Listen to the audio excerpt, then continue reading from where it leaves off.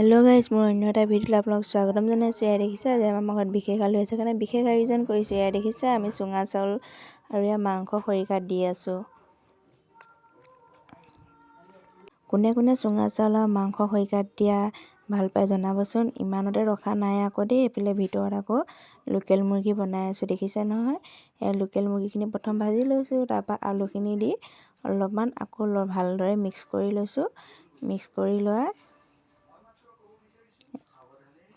Mix কৰি লৈ ইয়াত বোলো অলপ পানী অলপ দি থৈ দিওঁ, তেতিয়ালৈকে আকৌ এইফালে মাংস পূৰা হৈ গ'ল। দেখিছে, এইখিনি মাংসখিনি ধুনীয়াকৈ উলিয়াই লৈছোঁ। কিনাৰত বিলাহী ধুনীয়াকৈ থৈ দিছোঁ চাটনি কৰিবলৈ। আকৌ এইফালে এইখিনি কৰা মানে এইফালে আমাৰ লোকেল চিকেন ৰেডি। আকৌ এইফালে চুঙা চাউলৰ কাটিব হ'লেই দেই। দেখিছে নহয় চুঙা চাউলৰ কিমান আঠা। আকৌ এইফালে আকৌ এজনে আকৌ মাংস চাটনি কৰিছে। দেখিছে, এয়া বিলাহী ধনিয়া পিঁয়াজ দি জলকীয়া দি এয়া চাটনি কৰিছে। কোনে কোনে মাংস এনেকৈ চাটনি কৰি খাই ভাল পায় জনাবচোন।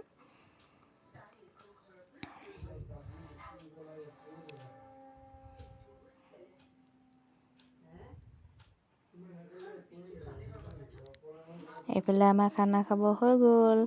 আজিলৈ ভিডিঅ'টো ইমানেই। যদি ভাল লাগিছে ছাবস্ক্ৰাইব কৰিব আৰু চুঙা চাউল কোনে কোনে ভাল পায় জনাবচোন এবাৰ।